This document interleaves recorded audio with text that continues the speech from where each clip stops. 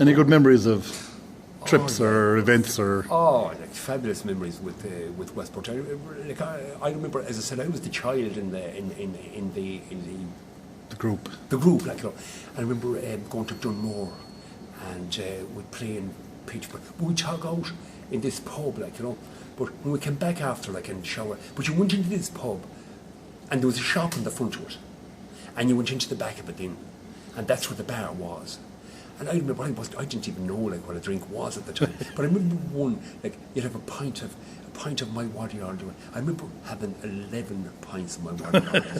And like, Joe McGovern, like, in his full glory and pucker bee, and I'm up on the counter, and they, fabulous. And like, we'd be eating tins of corned beef, like, and a totally cream crackers. Like, you'd go to a session that John Cox, I remember I travelled after John Cox, and because John was driving, like, and he was from Louisburg as well, and we were good friends, and still are. And I remember we'd come back and went into the Wimpy one night. I'll never forget it. We went into the Wimpy one night, and John would be always, gentleman at all times. But I ordered. I said, "What do you have?" So we were going to have 2 mixed grills anyway. So he went off to the toilet. So I said, 2 mixed grills, and I said 2 T-bone steaks with them as well. So John, the mixed grills came or whatever, but John didn't realise until he started eating like this when he was there. The T-bone steak was only, he couldn't believe it. But you know, memories like that, absolutely fabulous. Like, was there much drinking going on at the time? Shit, there was a few. There was a few. Like, but you weren't drinking. I didn't know what it was, even though I worked in the bar all the time. I could work in the bar, but I didn't. I think I was 22 before I took a drink, and often I might have made up for it since.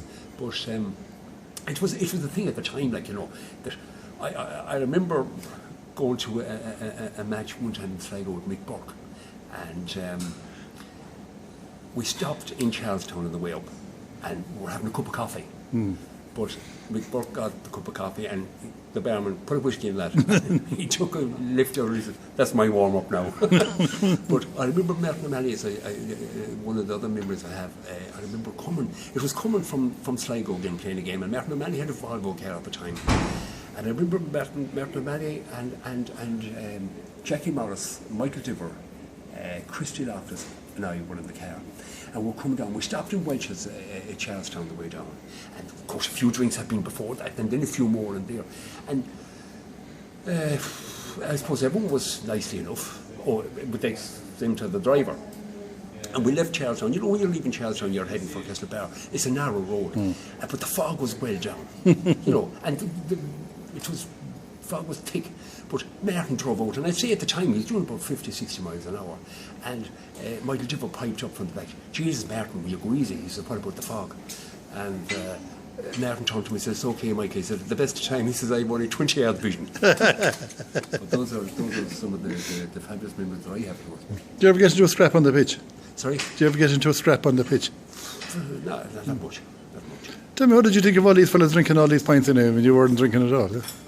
Like, sure, you know, it was an experience for me. As I said, I was 17 at the time, or, you know, I wasn't the age to take a drink like those. So, but out of, you know, they'd always have the drink afterwards, or have a few drinks after, a few pints. That was their social activity, but not in all my time.